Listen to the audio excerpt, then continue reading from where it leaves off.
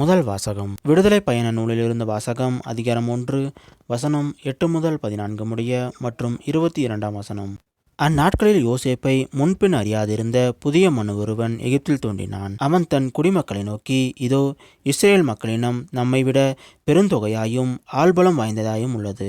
அவர்கள் எண்ணிக்கையில் பெருகிவிடாதவாறு தந்திரமாய் செயல்படுவோம் வாருங்கள். ஏனெனில் போர் ஏற்படுமாயின் அவர்கள் நம் எதிரிகளுடன் சேர்ந்து கொள்வர், நம்மை எதிர்த்து போரிடுவர், இந்நாட்டிலிருந்தும் வெளியேறிவிடுவர் என்று கூறினான். எனவே கடும் வேலையால் அவர்களை ஒடுக்குவதற்காக அடிமை வேலை வாங்கும் அதிகாரிகள் அவர்கள் மேல் நியமிக்கப்பட்டனர். பார்வோனுக்காக அவர்கள் பித்தோம், ராம்சேசு ஆகிய களஞ்சிய நகர்களை கட்டியெழுப்பினர். ஆயினும் எத்துணைக்கு எகிப்தியர் அவர்களை ஒடுக்கினார்களோ அத்துணைக்கு அவர்கள் எண்ணிக்கையில் உயர்ந்தனர், பெருகி பரவினர். இதனால் எகிப்தியர் இஸ்ரேல் மக்களை கண்டு அச்சமுற்றனர். எகிப்தியர் இஸ்ரேல் மக்களை கொடுமைப்படுத்தி வேலை வாங்கினர்.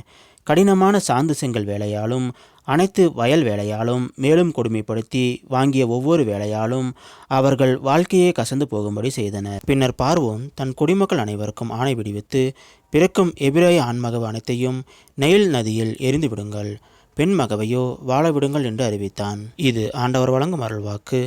இறைவா உமக்கு நன்றி. இன்றைய நற்செய்தி. புனித மத்தேயு எழுதிய நற்செய்தியிலிருந்து வாசகம். அதிகாரம் 10 வசனம் 34 முதல் அதிகாரம் 11 வசனம் 1 முடிய. அக்காலத்தில் இயேசு தம் சீடர்களை நோக்கி கூறியது, நான் உலகுக்கு அமைதி கொணர வந்தேன் என எண்ண வேண்டாம். அமைதியை அல்ல, வாளையே கொணர வந்தேன். தந்தைக்கு எதிராக மகனையும் தாய்க்கு எதிராக மகளையும் மாமியாருக்கு எதிராக மருமகளையும் நான் பிரிக்க வந்தேன். ஒருவருடைய பகைவர் அவரது வீட்டில் உள்ளவரே ஆவார். என்னை விட தம் தாயிடமோ தந்தையிடமோ மிகுந்த அன்பு கொண்டுள்ளோர் என்னுடையோர் என கருதப்பட தகுதியற்றோர்.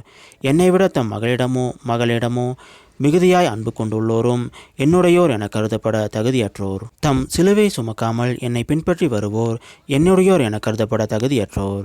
தம் உயிரை காக்க விரும்புவோர் அதை இழந்து விடுவர். என் பொருட்டு தம் உயிரை இழப்போரோ அதை காத்து கொள்வர். உங்களை ஏற்றுக்கொள்பவர் என்னை ஏற்றுக்கொள்கிறார். என்னை ஏற்றுக்கொள்பவரோ என்னை அனுப்பியவரே ஏற்றுக்கொள்கிறார். இறைவாக்கினர் ஒருவரை அவர் இறைவாக்கினர் என்பதால் ஏற்றுக்கொள்பவர் இறைவாக்கினருக்குரிய கைமாறு பெறுவார். நேர்மையாளர் ஒருவரை அவர் நேர்மையாளர் என்பதால் ஏற்றுக்கொள்பவர் நேர்மையாளருக்குரிய கைமாறு பெறுவார்.